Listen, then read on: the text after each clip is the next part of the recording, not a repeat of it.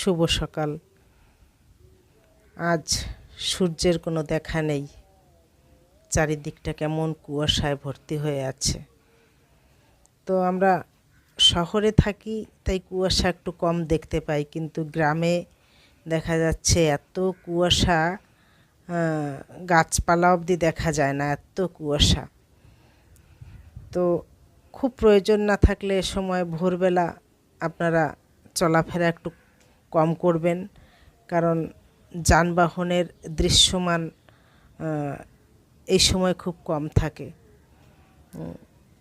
আর জানুয়ারির 1 তারিখ খুব ঠান্ডা ছিল, 2 এবং 3 তারিখে একটু ঠান্ডাটা কম ছিল, আবার 4 তারিখ থেকে ঠান্ডা বেড়েছে।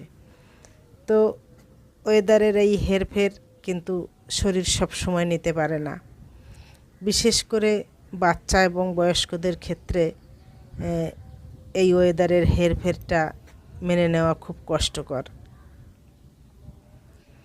তো তাদেরকে সবসময় চেষ্টা করতে হবে দুপুর 12টার আগে, অন্তত 12টার মধ্যে স্নানটা করিয়ে নেওয়ার।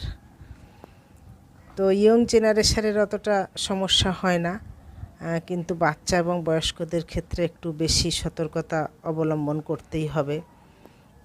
এই সময় ওয়েদারের হেরফের হলে অনেক সময় সর্দি কাশি বা দেখা যাচ্ছে হঠাৎ গলা বসে যাচ্ছে ঠান্ডা লেগে, এরকম হতে পারে। তাই আমরা সবাই, ছোট বড় সবাই একটু বেশি সতর্কতা অবলম্বন করে চলবো, প্রয়োজন মতো গরম পোশাক পরবো। তো আজ বোধহয় সূর্যটা উঠবে না, চারিদিকটা ভীষণ কুয়াশায় ঢেকে রয়েছে। তো এরকম নাকি ওয়েদার বেশ কিছুদিন থাকবে। দেখুন, আমরা গ্রীষ্মপ্রধান দেশের লোক। এই মাত্র কয়েকদিনের ঠান্ডায় আমরা কাবু হয়ে পড়েছি, কিন্তু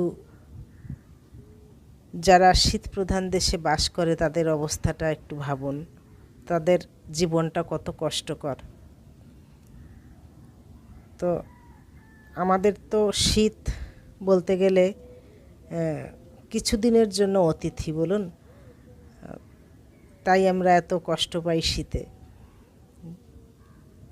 যা হোক, চেষ্টা করবেন একটু হালকা উষ্ণ গরম জল খেতে সব সময়, এবং টাইম মতো স্নান করতে চেষ্টা করবেন, তাহলে অনেকটাই ভালো থাকতে পারবেন।